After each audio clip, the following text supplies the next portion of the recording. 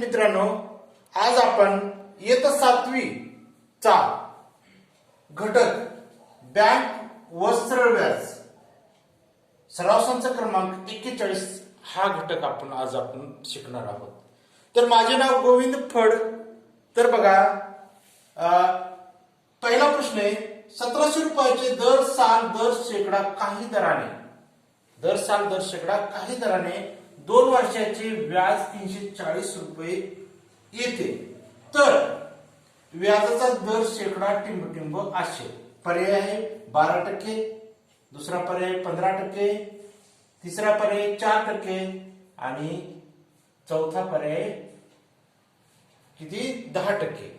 आता आपल्याला माहिती आहे आपण काय करतो, म गुणुले द गुणुले क. आपल्याला काय विचारले, भागिले 100 बरोबर स. ह्या सूत्राप्रमाणे आपल्याला गणित सोडवायचं आहे. आता आपल्याला पाहिजे म आहे, मग किती आपण अगोदर म बरोबर किती बघूया. म म्हणजे मुद्दल किती आहे 1700 रुपये.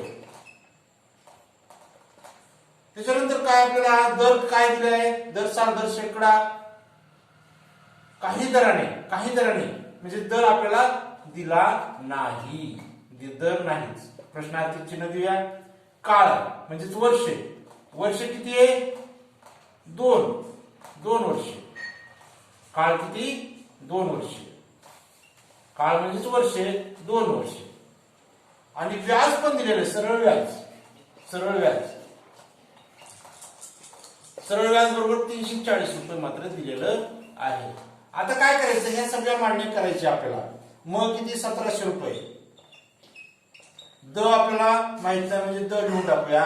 क 2 आहे आणि भागिले 100 बरोबर 340. अशा पद्धतीचं ही पर्यंत मांडणी करायची आपल्याला. आता काय करायचंय, ह्या ठिकाणी काय करायचं, हे 2 शून्य गेले, हे 2 शून्य गेले आणि हे 17चा 2चा गुणाकार करायचा. 17 दोन्ही 34 आणि 340.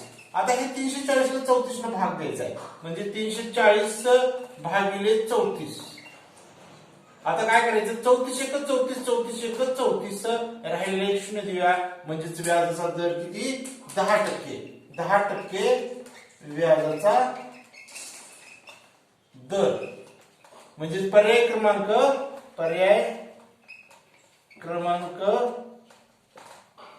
4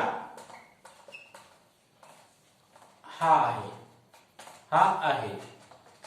अशा पद्धतीने हे पहिला प्रश्न आपल्याला संपलेला आहे. आपण दुसरा प्रश्न लगेच घेऊया. तर बघा, 3000 रुपयाचे विशिष्ट दराने, दर दिलेला नाही, विशिष्ट दर म्हटलंय. विशिष्ट वर्षाचे, वर्ष पण दिलेलं नाही, पण व्याज मात्र 600 रुपये दिलेलं आहे.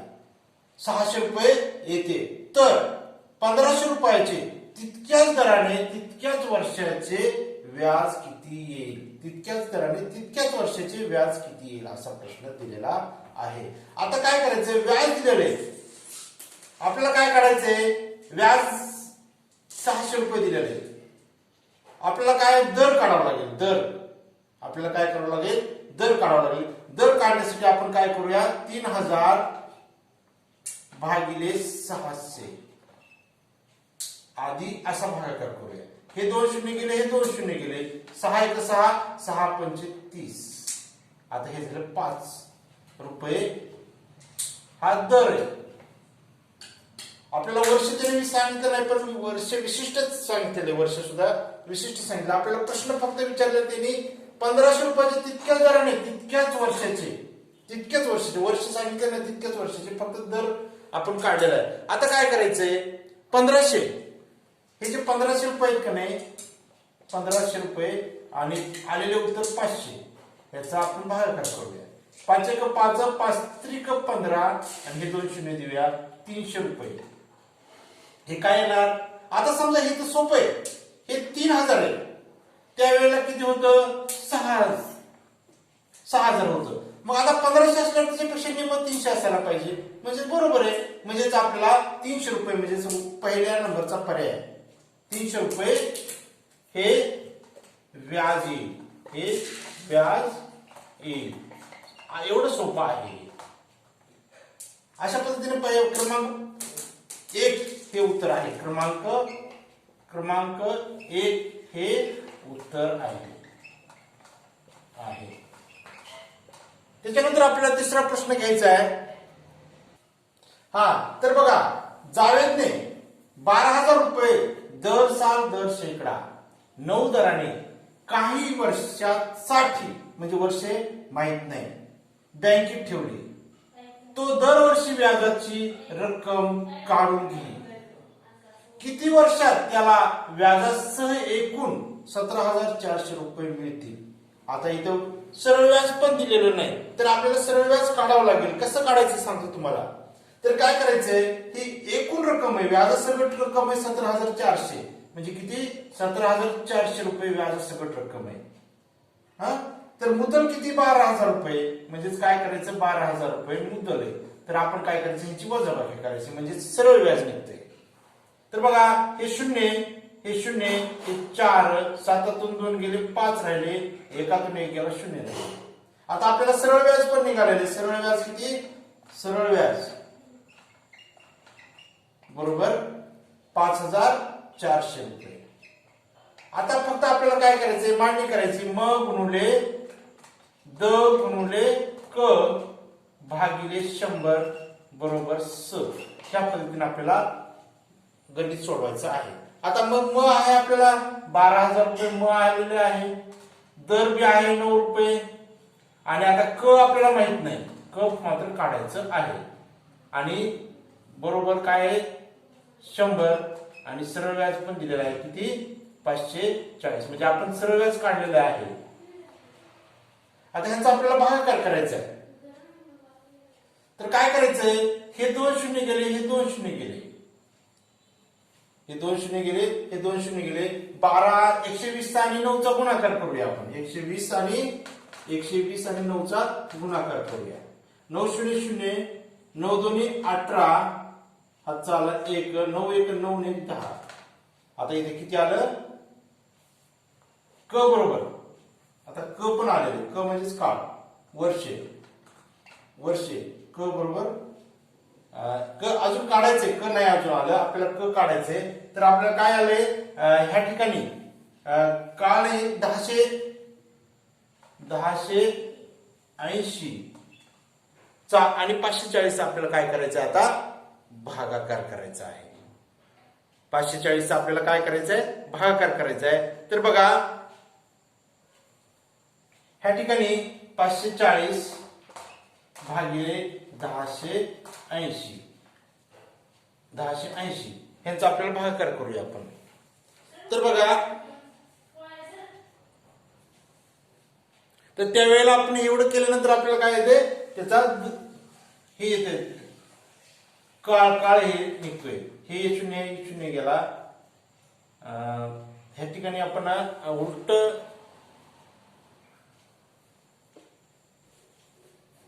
तर बघा, सॉरी, ह्या ठिकाणी आपण शून्य दिलेलं नसल्यामुळे आपल्याला थोडीशी अडचण आली होती. तर 5,400 रुपये, 5,400 रुपये सरळ व्याज आहे. आता ह्या ठिकाणी आपण काय करायचंय, 5,400 रुपये न 1080 ला भाग द्यायचा आहे. म्हणजे हा शून्य गेला, हा शून्य गेलेला आहे. आता किती, 108 आणि 540 ना आपण भाग देऊया. आता बघा, बे 1 बे 5 10, बे 4 8, बे 2 4 आणि बे 7 14 आणि हे शून्य, म्हणजे 270 आणि 54. आता काय करायचं, अजून 2 न भाग बसते. बे 1 बे 2 4 आणि बे 7 14 27. बे 1 बे 3 6 आणि बे 5 10, 135 आणि 27. 3 9 27, 3 9 27, 3 4 12 आणि 3 5 15, 45 आणि 9, 9 1 9, 9 5 45, म्हणजे 5. म्हणजे क बरोबर 5 वर्ष. क बरोबर 5 वर्ष निघालेलं आहे. आता आपल्याला त्यांनी काय विचारलेले, किती वर्षानंतर? त्यांनी काय विचारलेले, 5 वर्षे तर निघालेली. 5 वर्षानंतर ह्या ठिकाणी आपल्याला उत्तर आलेले.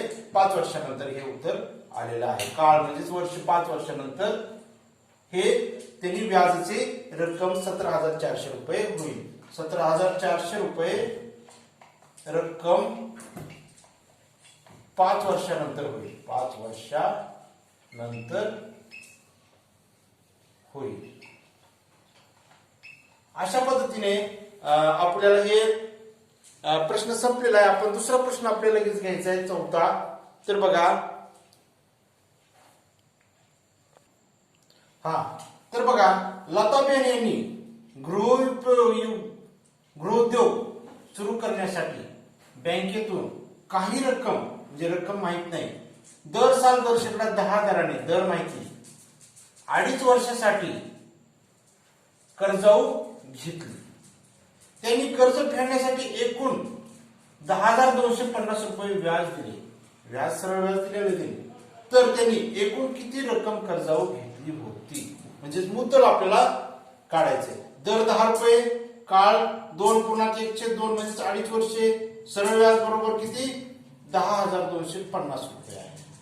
तर आपल्याला त्यांनी विचारलेले मुद्दल, म्हणून आपण काय करायचं, म गुणुले द गुणुले क भागिले 100 बरोबर स, या सूत्राप्रमाणे आपल्याला गणित सोडवायचं आहे. आता काय करायचं, इकडे बघा, ह्या ठिकाणी काय करायचं, सरळ व्याज आपल्याला अगोदर आपण काय करूया, एका वर्षासाठी, म्हणजे आधी सरळ व्याज किती, मुदत दिलेली नसल्यामुळं आपण एका वर्षासाठी फक्त आपण काय करायचंय, ह्या सगळ्या गोष्टी ठेवून एका वर्षासाठी आपण काय करायचंय, सरळ व्याज काढायचं आहे. म्हणजेच काय, मुद्दल 100 रुपयासाठी 100 रुपयासाठी आपल्याला काय करायचंय, सरळ व्याज काढूया आपण. म्हणजेच बघा, म बरोबर 100 गुणुले द किती 10 रुपये, काळ किती आहे 2.1/2, म्हणजे त्याला आपण काय करूया, 1/2 ला 2 गुणिले 2, 2 गुणिले 2 अधिक 1 छेदस्थानी 5, बेदोनी 4 आणि 1 बेदोनी 4 आणि 1 5, म्हणजे 5/2. म्हणजे आता ह्या 2 ला काय करायचं, तर त्या ठिकाणी आपण काय करूया, 5 आणि छेदस्थानी 2 गुणुले 100. ह्या सूत्राप्रमाणे आपण 100 रुपयाला फक्त आपण सरळ व्याज काढायचे. तर हे शून्य गेले, हे दोन्ही शून्य गेले, 10/5 आणि भागिले हे 2, बे दोन्ही 4 1 उरला, बे 5 10, हे 25 आहे. म्हणजे 100 रुपयावर 100 रुपये मुदलावर बरोबर 25 रुपये सरळ व्याज आहे. आता काय करायचं, ह्या 25 ला एकूण सरळ व्याज त्यांनी दिलेले किती 10,250. तर आपल्याला काय करायचं, आता सरळ व्याज तर एकूण दिलेले, मग ह्या 25 ला सरळ व्याजानं भागायचे. म्हणजे आपल्याला ह्या 10,250 ला 25 ने भाग दिलेला. 10,250 ला आपण काय करूया, 25 ने भाग देऊया. आता बघा पुढं 25 1 25 चाच पाडा तयार, म्हणजे सरळ आपण म्हटलं तरी चालेल. 25 1 25 25 चौक 100. त्या ठिकाणी 102 होते, 2 आहेत शिल्लक राहिले आहेत.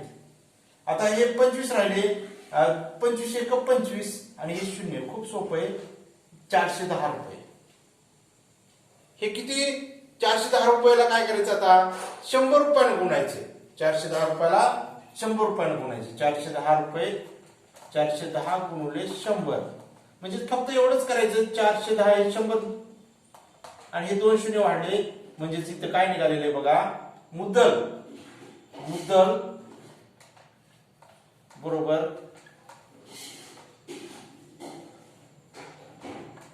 एकक दशक शतक हजार 10,000 म्हणजेच 41,000 रुपये ही मुद्दल निघालेली आहे. अशा पद्धतीने हे चौथा प्रश्न संपलेला आहे. आता आपल्याला पुढचा प्रश्न घ्यायचा आहे. तर आता आपल्याला ह्या अनुक्रमांक म्हणजे हे तक्ता दिलेला आहे, हा तक्ता दिलेला आहे, ह्या तक्त्यामधले प्रश्न आपल्याला सोडवायचे आहेत. हा तक्ता अनुक्रमांक 5 अनुक्रमांक 5 मधला पहिला प्रश्न आपल्याला सोडवायचा आहे. अनुक्रमांक 5 मधला आपल्याला काय करायचं आहे, पहिला प्रश्न सोडवायचा आहे. बघा आता बघा पहिला प्रश्न, ह्या ठिकाणी पहिल्या प्रश्नाची मी फक्त आखणी केलेली आहे. त्यांनी काय विचारलेले, मुद्दल 4200, मुद्दल बरोबर 4200, व्याजाचा दर किती आहे, दर बरोबर 7%, आणि मुदत म्हणजे वर्षे, काळ किती आहे, काळ बरोबर 3 वर्षे, आणि व्याज सरळ व्याज काढलेले आहे. सरळ व्याज किती माहित नाही, आणि रास पण काढायची, रास शेवटी रास पण काढायची आहे. आता आपल्याला माहिती आहे म गुणुले द गुणुले क, म म्हणजे मुदत, द म्हणजे दर, क म्हणजे काळ, भागिले 100 बरोबर स म्हणजे सरळ व्याज. मुद्दल आपल्याला माहिती 4200 रुपये आहे. व्याजाचा दर किती आहे, 7 रुपये, काळ किती आहे 3 वर्षे, भागिले 100. खूप सोपं आहे, सगळ्यांचा भागाकार करायचा म्हणजे आपल्याला सरळ व्याज मिळतोय.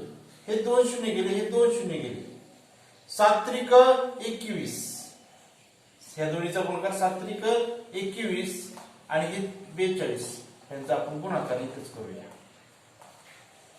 आता 21 चा पाडा काही जणांना येत नाही, म्हणून आपण काय करूया, 1 2 2 आणि हे 4 सोप्या पद्धतीने आपण सोडवण्याचा प्रयत्न करायचा आहे. 4 दोन्ही 8 आणि बे दोन्ही 4, सॉरी बे दोन्ही 4 आणि बे चौक 8. ह्या ठिकाणी ह्यांची बेरीज केल्यानंतर 2 8 आणि 8, ह्यांचं आपल्याला काय आलेलं आहे बघा, सरळ व्याज.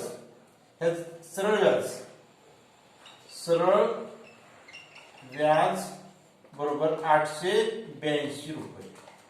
आता त्यांनी काय विचारले, रासला डॅश मारले म्हणजे रास पण काढायचे आपल्याला. आता काय करायचं, त्या 882 अधिक 4200 यांची आपण बेरीज करायची, म्हणजेच आपल्याला बरोबर काय येते, दोन्हीचा हे येते, रास येते. म्हणजेच ह्या दोन्हीची बेरीज किती येते बघा, किती येते, 1.1000 म्हणजे 5082 रुपये ही रास आहे. 5082 रुपये ही म्हणजे बघा 882 रुपये व्याज आणि 5082 रुपये रास. अशा पद्धतीने पहिला 5 मधला पहिला प्रश्न तक्त्यामधला आपण सोडवलेला आहे. आपण दुसरा प्रश्न लगेच सोडवायचा आहे. तर आता बघा अनुक्रमांक दुसरा 5 मधला 5व्या प्रश्नामधला अनुक्रमांक दुसरा. इथं मुद्दल दिलेली नाही, मुद्दल नाहीये. दर किती, दर व्याजाचा 6%. काळ किती आहे, काळ किती 4 वर्षे, आणि व्याज पण दिलेले सरळ व्याज किती दिलेले 1200 रुपये, आणि आपल्याला रास पण विचारलेली आहे. रास माहित नाही. मुद्दल आणि रास काढायची. पहिल्यांदा आपल्याला मुद्दल काढावं लागेल. त्यासाठी आपल्याला म गुणुले द गुणुले क भागिले 100 बरोबर स दिलेलं आहे. व्याज सरळ व्याज दिलेलं आहे. म आपल्याला माहित नाही, म्हणजे म लिहूया आपण इथं. दर किती 6 रुपये, क किती 4 वर्षे, आणि भागिले 100 आणि बरोबर 1200 रुपये. अशा पद्धतीने हे या ठिकाणी सोडवायचे. ह्या ठिकाणी काय करायचं, आता आपल्याला ह्या दोन्हीचा हे 100 सध्या काहीच करायचं नाही. 6 1 6 6 2 12 6 चौक 24 येते. आता काय करायचं, 24 आले का नाही, तर आपल्याला ह्याच्या नंतर हे 100 इकडं, हे 100 कापायचे आणि हे 100 कापायचे. आता काय करायचंय, ह्यात 24 आणि 12चा भागाकार करायचा आहे. 24 आणि 12चा काय करायचा आहे, भागाकार करायचा आहे. तर बघा 24 आणि 1200चा परत भागाकार करायचा आहे. सॉरी, ह्या परत 1200चा भागाकार करायचा आपल्याला. म्हणजे मुद्दल काढायचं असेल तर 1200 आणि ह्या आलेल्या उत्तर 2400 यांचा आपल्याला भागाकार करावा लागेल. बघा आता ह्या ठिकाणी भागाकार करण्यासाठी बे 1 बे 2 4 बेस आहे 12, हे 2 शून्य जसे आहे तसे ठेवूया. आता 600 रुपये आणि 12, 12 एक 12, 12 पंचे 60 आणि हे शून्य देऊया, म्हणजे हे 50 उत्तर आहे. 50 रुपये. 50 अजून करायचं आपल्याला. 50 आल्यानंतर आता काय करायचंय, ह्या ठिकाणी 50 ला काय करायचंय, 100 न, त्या 50 ला फक्त 100 न गुणायचे. हे 50 गुणुले 100 केलं का नाही तर आपल्याला काय येते, मुद्दल निघते. म्हणजे त्या ठिकाणी फक्त 5000 रुपये, या ठिकाणी ह्यांचा गुणाकार केला तर 5000 रुपये हे आलेली आहे मुद्दल. मुद्दल बरोबर 5000 रुपये.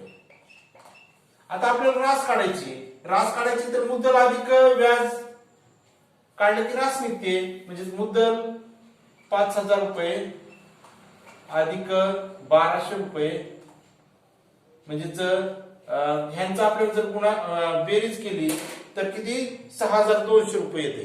किती, 6200 रुपये. जर बेरीज केली तर 6200 रुपये रास येते. रास म्हणजे बघा या ठिकाणी आपल्याला ही जी मुद्दल दिलेली का नाही तर मुद्दल 5000 रुपये निघालेली आहे आणि त्याच्यानंतर रास पण निघालेली 6200 रुपये. 6200 रुपये. अशा पद्धतीने हा दुसराही प्रश्न संपलेला आहे. आपण आता तिसरा प्रश्न बघायचा आहे. तर इकडे बघा ह्या ठिकाणी काय आहे, मुद्दल 8000 रुपये, व्याजाचा दर 5%, मुदत म्हणजे काळ काढायचा आहे आणि व्याज 800 रुपये आणि रास पण काढायची. मुद्दल किती, 8000 रुपये, दर 5%, मुद्दत, काळ काढायचा आहे, सरळ व्याज पण दिलेले, रास पण काढायची. म गुणुले द गुणुले क भागिले 100 बरोबर स अधिक रास. ह्या पद्धतीने आपल्याला हे गणित सोडवायचं आहे. आता बघा मग दिलेले, म म्हणजे किती, 8000 रुपये दिलेले, दर पण दिलेला आहे 5 रुपये, काळ माहित नाही, क लिहूया आपण, आपल्याला काळ विचारलेला आहे त्यांनी, आणि त्याच्यानंतर भागिले 100 बरोबर स किती दिलेले, 800 रुपये. फक्त एक काळ काढायच्यासाठी आपल्याला काय करावं लागेल, आता काय करायचंय, हे शून्य, हे 2 शून्य गेले, हे 2 शून्य गेले, 8 45, 8 45 आणि हे राहिलेलं शून्य, 8 45 आणि हे शून्य राहिलेलं 400 झालं. आता हे 400 ला फक्त काय करायचे, ह्या 400 ला 800 ने भागायचे, 800 भागिले 400 करायचे. हे 2 शून्य गेले, हे 2 शून्य गेले, 4 1 4, 4 2 8, काळ निघालेला आहे 2 वर्ष, काळ बरोबर 2 वर्ष, काळ निघालेला आहे 2 वर्ष निघालेले. आता आपल्याला रास काढायची, रास तर काढायला काहीच अडचण नाही. आता आपल्याला हे पण आहे आणि हे पण आहे. आता काळ 2 वर्ष निघालेला आहे. आता रास काढण्यासाठी आपण काय करायला लागेल, 8000 अधिक 800 बरोबर 8800 रुपये रास, म्हणजे 8800 रुपये रास निघालेली आहे. अशा पद्धतीने हे प्रश्न सुटलेला आहे. आपल्याला पुढचा प्रश्न घ्यायचा आहे. त्या ठिकाणी बघा मुद्दल दिलेली नाही, व्याजाचा दर 5% दिलेला आहे, मुदत पण दिलेली नाही, काळ पण दिलेला नाही, व्याज मात्र दिलेले 6000 रुपये आणि रास पण दिलेली. विशेष गोष्ट म्हणजे रास दिलेली. आपल्याला मुद्दल काढण्यासाठी खूप सोपा मार्ग आहे. आता इथे काय करायचंय, त्या एकूण राशीमधून व्याज वजा करायचं, म्हणजे आपल्याला मुद्दल निघती, संपलं. एवढंच करायचं. म्हणजे काय करायचं, 18000 वजा 6000 हे केलं की मुद्दल निघते. म्हणजे आपल्याला हे शून्य, हे शून्य, हे शून्य, 8तून 6 गेले 2, हे 1, म्हणजेच काय निघाले, मुद्दल. मुद्दल किती निघालेली, मुद्दल बरोबर 12000 रुपये मुद्दल निघालेली. मुद्दल निघालेली. आता आपल्याला काय त्यांनी विचारलेलं, काळ निघते. आता काळाचं काही सोपं आहे. आता आपण ह्या पद्धतीने म गुणले द गुणले क बरोबर 100, असं म गुणले द गुणले क भागिले 100 बरोबर स. आता पुढचं पण रा आणि अधिक रास. आता काय करायचं, आपल्याला हे काढलेले मुद्दल 12,000 रुपये दिलेली आता निघालेली आहे, म्हणजे आपण मुद्दल 12,000 रुपये गुणुले दर 5 रुपये आणि काळ आपल्याला माहित नाही म्हणजे क काढायचं आणि भागिले 100 बरोबर 6,000 रुपये. आता आपल्याला माहिती कसं सोडवायचं ते. आपण काय करायचं, हे 2 शून्य कापायचे, हे 2 शून्य कापायचे, हे 2 शून्य कापायचे, हे 2 शून्य कापायचे, 5 चा आणि 120 चा गुणाकार करायचा. 120 आणि 5 चा गुणाकार करूया. 5 शून्य शून्य 12 पंचे 60 हे 600 रुपये. आता 600 रुपये आलेले. आता 600 आणि 600 बरोबर 6,000 रुपये यांचा आपण भागाकार करावा लागेल. यांचा आपल्याला काय करावं लागेल, भागाकार करावा लागेल. म्हणजेच बघा 6,000 या ठिकाणी आपण इथं मांडणी करूया. 6,000 आणि 600 रुपये. हे 2 शून्य हे 2 शून्य गेले. 6 1 6 6 1 6 आणि हे शून्य राहिलेला देऊन टाकूया. म्हणजेच काळ बरोबर 10 वर्षे निघालेलं आहे. काळ बरोबर किती निघालेला आहे, 10 वर्षे निघालेला आहे. म्हणजे आपल्याला या ठिकाणी 10 वर्षे, या ठिकाणी 10 वर्षे हे काळ निघालेला आहे. अशा पद्धतीने हा प्रश्न आपल्याला सुटलेला आहे. आता आपल्याला शेवटचा प्रश्न 5वा घ्यायचा आहे. हा, तर आता आपल्याला काय विचारलेलं आहे, मुद्दल विचारलेली, व्याज दिलेले, मुद्दत पण 5 वर्षे, व्याजाचा दर पण आहे. म्हणजे मुद्दल विचारलेली, दर 2.5 वर्षे, काळ 5 वर्षे, सरळ व्याज पण 2,400 आणि रास विचारलेली. तर बघा म गुणुले द गुणुले क भागिले 100 बरोबर स अधिक रास. ह्या पद्धतीने आपल्याला ह्या सूत्राप्रमाणे आपल्याला गणित सोडवायचं आहे.